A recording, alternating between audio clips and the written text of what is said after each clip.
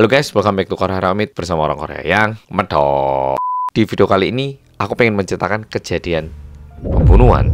Tapi sebelum itu, karena ini merupakan hari Natal, aku pengen mengucapkan selamat hari Natal buat Pol-Pol yang merayakan. Aku yakin Pol-Pol bakal kumpul bareng keluarga dan juga menghabiskan waktu yang membahagiakan dengan orang-orang yang berarti. Seperti yang udah aku sampaikan tadi, di video kali ini aku mau menceritakan kejadian pembunuhan yang korbannya merupakan dua orang anak kecil. Aku yakin diakibatkan kejadian ini, keluarga korban masih merasakan trauma di hari Natal. Langsung kita mulai video kali ini, apa yang terjadi dan seperti apa ceritanya. Langsung aku beritahu, pelakunya ini adalah seorang laki-laki bernama Jong Song-hyun, lahir di Boryong di Provinsi Chungcheong Selatan pada tanggal 14 Juli tahun 1969. Jujur, di masa kecilnya, Jong Song-hyun ini tumbuh di lingkungan yang kurang baik. Papa kandungnya itu bisa dibilang hampir setiap hari mabuk, sehingga diakibatkan itu mungkin kurang bisa berpikir dengan baik atau gimana. Papanya itu selalu memukul Jong Song-hyun tanpa alasan. Jadi kalau misalnya Jong Song-hyun nakal, dipukul karena nakal. Kalau misalnya nggak nakal, ya dipukul karena mabuk. Sudah gitu, yang lebih menyedihkan lagi adalah di masa SD, SMP, SMA-nya Jong Song-hyun ini, dia ini merupakan korban bullying. Dan diakibatkan itu, dia itu selalu ingin membolos ataupun tidak masuk sekolah. Dan ketika dia itu mencoba melaporkan kejadian ini kepada guru di sekolah ataupun orang tuanya, guru di sekolah ataupun orang tuanya itu tidak menanggapi dengan baik. Kalau guru di sekolahnya bilang, ya kamunya nggak bisa bergaul sama teman. Orang tuanya mabuk sehingga tidak menanggapi dengan baik. Diakibatkan hal-hal itu, tentu kepercayaan dirinya Jong Song-hyun itu juga turun. Akibatnya apa? Di masa-masa remajanya, waktu dia suka seorang perempuan dan pingin menyatakan rasa cintanya, karena kepercayaan dirinya itu turun, dia nggak pede atau sehingga waktu dia menyatakan cintanya pun itu kurang pede, sehingga perempuan-perempuan yang ditembak sama Jong Song-hyun ini menolak pernyataannya. Diakibatkan hal itu, Jong Song-hyun yang pertamanya membenci orang tuanya, ini juga membenci lingkungan ataupun sosialnya. Ditambah lagi karena perempuan-perempuan yang dia sukai ini nggak pernah menerima rasa cintanya, Jong Song-hyun ini mulai membenci perempuan juga. Namun untungnya Jong Song-hyun itu masih belajar hingga tingkat universitas. Dia ini lulus dari Universitas Daerim dan dia itu mengambil jurusan ilmu pengetahuan teknologi IT. Selulusnya dari kuliah, dia keluar dari rumah dan mulai tinggal sendiri. Dan akhirnya tibalah kita di kejadian menyeramkan pada tanggal 25 Desember tahun 2007. Seperti yang bisa kita bayangkan, suasana Natal di tahun 2007 itu tidak berbeda jauh dengan saat ini. Jong Song-hyun waktu itu tinggal di kota Anyang dan gereja-gereja yang ada di kota Anyang pun merayakan hari Natal. Sekitar pukul 4 sore, ibadah di gereja udah selesai. Dan setelah selesai ibadah, cukup banyak anak-anak yang keluar dari gereja dan mulai bermain di taman bermain yang ada di sekitar gereja. Dan kejadiannya ini terjadi di salah satu playground yang ada di kota Anyang ini, lebih tepatnya di daerah Manangu. Waktu itu jam menunjukkan pukul 16:10 alias 4:10 dan ada dua anak perempuan yang berusia 8 tahun dan 10 tahun yang bermain bersama. Keduanya merupakan anak putri bernama Woo Ye-seul dan Lee Hae-jin. Playground yang digunakan oleh dua anak perempuan ini merupakan tempat yang bisa dibilang lumayan aman karena masih ada CCTV-nya. Mereka itu masih terekam bermain bersama di playground itu. Tapi saking asiknya Woo Ye-seul dan Lee Hae-jin ini, mereka itu terus bermain hingga pukul 5 sore. Dan setelah itu mereka itu mungkin mulai merasa nyaman atau gimana, sehingga mereka ini mulai bermain di tempat yang tidak ada CCTV-nya. Dan itu merupakan rekaman terakhir dua anak perempuan itu. Karena kedua anak perempuan ini hilang, tentu keluarganya Woo Ye-seul ataupun Lee Hae-jin, mereka ini bingung mencari anak-anaknya. Mereka itu menelepon semua saudara, teman, orang gereja yang mungkin ngelihat anak mereka. Gak ada seorang pun yang melihat kemana anak-anak mereka ini. Tapi di sini perlu kita bayangkan, anaknya itu masih berusia 8 tahun dan 10 tahun dan nggak pulang rumah. Bayangkan seberapa khawatirnya kedua orang tua dari kedua anak ini. Dan pada tanggal 26 Desember tahun 2007, setelah 24 jam anak-anak ini tidak kembali ke rumah, akhirnya orang tuanya ini membuat laporan ke kantor polisi. Pada awalnya, orang tua dan polisi berpikir bahwa mungkin mereka bakal bisa menemukan Yejin dan juga Uyesil ya di dekat-dekatnya gereja situ itu. Ya mungkin mereka main di rumah temennya siapa, ataupun mungkin di tetangga-tangga situ.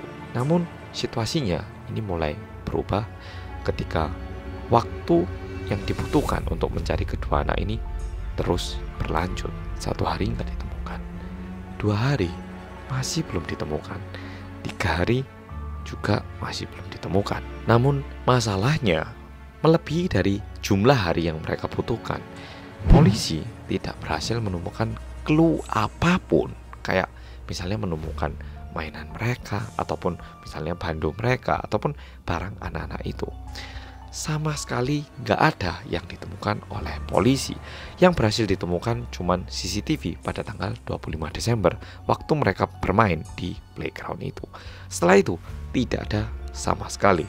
Jadi orang tua dari kedua anak ini pasti merasa kayak ini gimana, ini sama sekali nggak terlihat harapan untuk bisa menemukan kembali anak-anak mereka. Tetapi setelah dicari-cari karena anak-anaknya ini terus tidak bisa ditemukan, akhirnya polisi memutuskan untuk mengubah investigasi ini menjadi public investigation, alias identitas anak-anaknya ini dibuka dan meminta siapapun yang melihat ataupun menemukan anak-anak ini untuk menghubungi polisi agar bisa dikembalikan kepada orang tuanya. Masalahnya, meskipun ini udah diubah, tidak ada seorang pun yang memberikan clue yang efektif kepada polisi untuk bisa menemukan Yejin ataupun Uyesil. Polisi yang awalnya cuma mengubah menjadi public investigation akhirnya juga menambahkan buat yang menemukan akan mendapatkan kompensasi 20 juta won, ya sekitar 230 juta rupiahan kalau kita rupiahkan. Tapi tidak ada juga yang menghubungi. Polisi akhirnya meningkatkan ke 30 juta Korea won. Tapi juga tidak ada seorang pun yang memberikan clue efektif ataupun informasi yang membantu. Dan waktu terus berlanjut hingga 3 bulan setelah kejadian, lebih tepatnya pada tanggal 6 Maret tahun 2008. Aku nggak bisa bayangkan bagaimana perasaan orang tua Uyesil dan juga Yejin yang tidak berhasil menemukan anak-anaknya selama lebih dari 2 bulan, ya dekat-dekat 3 bulan. Dan jujur polisi pun sudah sangat stres karena mereka itu nggak berhasil menemukan clue apapun. Ditambah lagi karena investigasinya ini udah dibuka kepada publik, para warga pun itu mulai khawatir dan juga mengata-ngatai polisi. Kok bisa polisi itu nggak berhasil menemukan clue sama sekali hingga 2 bulan lebih. Dan di momen ini salah satu komisaris polisi Korea waktu itu yang bernama Bu Chong-su ini turun tangan dan meminta para polisi untuk melakukan investigasi ini dari nol lagi. Jadi dia itu pengen para polisi agar tidak terpaku dengan investigasi hingga saat ini. Coba kita kembali lagi dari nol, coba kita lihat barangkali kita ini menginvestigasi ke arah yang salah gitu. Dan juga tentunya komisaris polisi ini memotivasi dan juga mengajak para polisi agar tetap bersemangat dan berusaha untuk menyelesaikan kejadian kali ini. Komisaris polisi Woo Jong-soo itu bilang kepada para polisi seperti ini. Para polisi, kita nggak boleh berhenti di sini. Orang tua Yejin dan Uyesil itu masih belum menyerah. Bagaimana bisa kita ini berhenti ataupun menyerah di titik ini? Kita harus melakukan pencarian ini sampai menemukan kedua anak ini, dan kita harus bisa mempertemukan anaknya kepada orang tuanya lagi. Ayo para polisi, kita semangat kayak gitu. Dan mungkin Tuhan juga melihat betapa semangatnya para polisi, orang tua dan juga warga Korea yang mendukung kedua orang tua ini. Muncullah sebuah clue pada tanggal 11 Maret 2007. Pada hari itu kebetulan ada seorang perwira tentara cadangan yang sedang melakukan latihan di sebuah lereng gitu. Dan dia ini melihat kok kayaknya ada mayat. Sehingga dia ini langsung melaporkan ke polisi.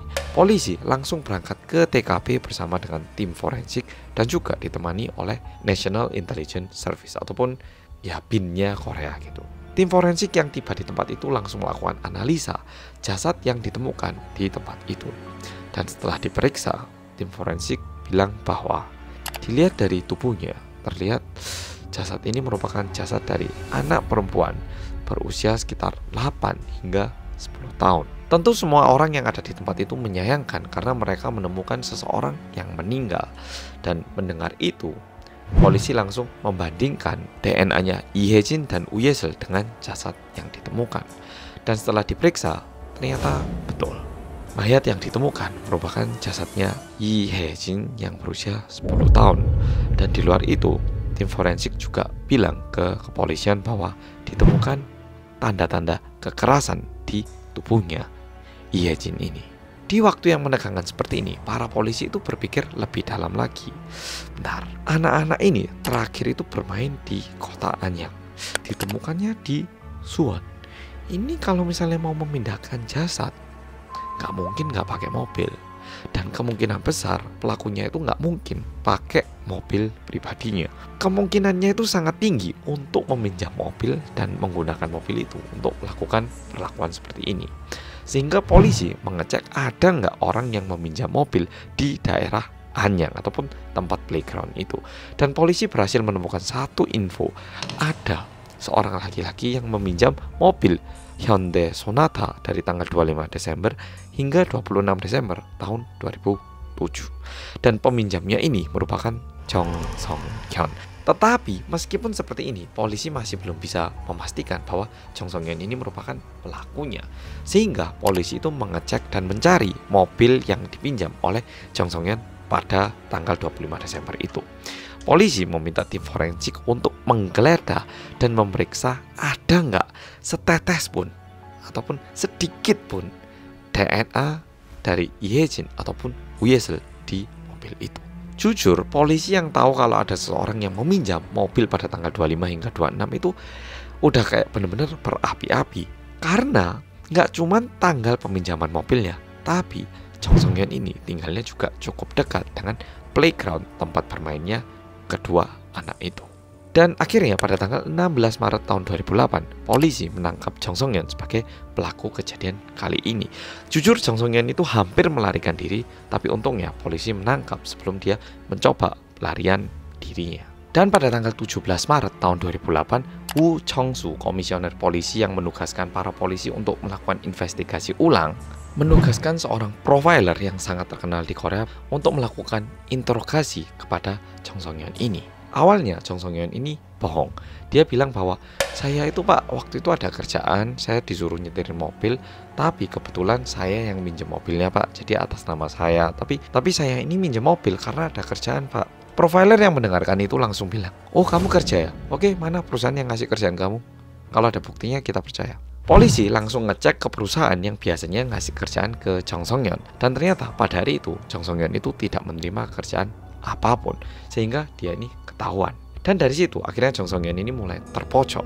Dan polisi mulai mempertanyakan, oke, kamu ini pelakunya, kita udah tahu. Sekarang di mana jasad satunya lagi?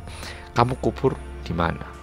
Di situ Jong Song Hyun ini mencoba untuk mempermainkan polisi. Dia bilang kayak, sebelahnya situ ndak ada tau, itu tak kubur bareng kok. Tapi tak pikir-pikir ini kan tugasnya polisi. Polisi kayaknya ndak bisa ya nyari ya. Ada di sebelahnya polisi nggak bisa nyari kayak gitu. Namun untungnya profiler Kwon Yong-il ini berhasil memenangkan permainan yang dibuat oleh Jong Song Hyun dan membaca kembali apa yang ada di benaknya Jong Song Hyun ini. Sehingga pada tanggal 18 Maret tahun 2008, berdasarkan informasi yang diberikan oleh Jong Song Hyun, ya meskipun nggak secara langsung, polisi itu berhasil menemukan informasi di mana lokasi jasad yang masih belum ditemukan.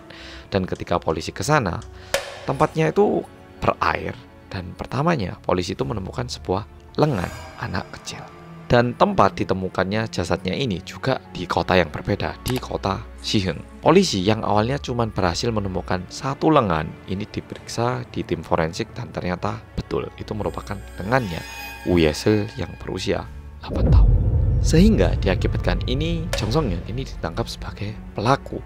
Dan setelah dicari tahu lebih lanjut lagi, ternyata caranya Jong Song Hyun melakukan pembunuhan kali ini bisa dibilang lumayan tragis. Pada hari itu, pada tanggal 25 Desember tahun 2007, Jong Song Hyun yang melihat dua orang anak perempuan yang bermain. Dia dekati dan dia bilang, "Dek, di rumah om ini loh ada anjing gak mau makan. Bantuin om ya biar anjing om mau makan." Digoda agar mau ke rumahnya. Ditambah lagi Jong Song Yeon yang tinggal di daerah itu mukanya itu muka familiar, bukan muka baru, sehingga Woo Ye-seul dan Ye Jin ini masuk ke rumahnya Jong Song Yeon. Dan sesampainya di situ, kedua anak itu tidak menemukan anjing dan barulah Jong Song Yeon melakukan tindakan kriminalnya. Dan setelah diperiksa lebih lanjut lagi, Jong Song Yeon ini pernah melakukan tindakan kriminal lainnya, yaitu membunuh seorang perempuan berusia 44 tahun. Kejadiannya ini terjadi sekitar 4 tahun yang lalu, yaitu tahun 2004. Namun berbeda dengan kasusnya Woo Ye-seul dan Ye Jin ini, korbannya ini udah ditemukan 4 tahun yang lalu, tapi polisi nggak berhasil menemukan pelakunya. Tetapi berkat profiler Go Il-yong ini, polisi berhasil menangkap pelaku kejadian tahun 2004. Akhirnya kasus ini dibawa ke pengadilan dan Jong Song Yeon ini dihukum atas gugatan pembunuhan 3 orang dan juga melakukan pelecehan kepada anak di bawah umur. Dan dengan itu untungnya Jong Song Yeon ini mendapatkan hukuman mati. Tapi karena di Korea itu udah nggak memperlakukan hukuman mati, dia itu dipenjara seumur hidup. Dan hingga saat ini Jong Song Yeon ini masih hidup dan ada di Korea dan makan sehari 3 kali, dan juga di musim dingin penjaranya juga hangat, di musim panas dikasih AC. Saat ini Jong Song Yeon ini masih berusia 54 tahun. Dan yang lebih menyakitkan hati adalah setelah dia ini ditangkap dan ditanya, "Kamu nyesel nggak?" Jong Song Yeon bilang seperti ini, "Ya jujur waktu itu saya itu nggak ada keinginan untuk membunuh ya, tapi saya waktu itu mabuk Pak. Udah gitu saya itu ngirup lem." Nah jadi dulu itu di Korea ada satu lem yang kalau dibau itu mengakibatkan kayak stimulasi, kayak ngobat gitu. Nah dia itu bilang karena alkohol dan juga lem, dia melakukan semua ini, tapi sebenarnya dia itu tidak bermaksud melakukan semua kejahatan ini. Alias dia ini udah melakukan semua kejahatan, tapi tetap ingin ngasih alasan bahwa sebenarnya itu saya bukan orang jahat. Hanya saja karena saya waktu itu terpengaruh alkohol dan juga lem, hal ini terjadi, tapi sayanya sendiri itu bukan orang jahat dan meminta keringanan. Tapi untungnya pengadilan tidak memberikan keringanan dan memberikan hukuman terberat kepada orang ini. Oke Polo-Polo, jadi video kali ini sampai di sini. Sekali lagi selamat hari Natal buat Polo yang merayakan dan terima kasih udah nonton. Bye bye.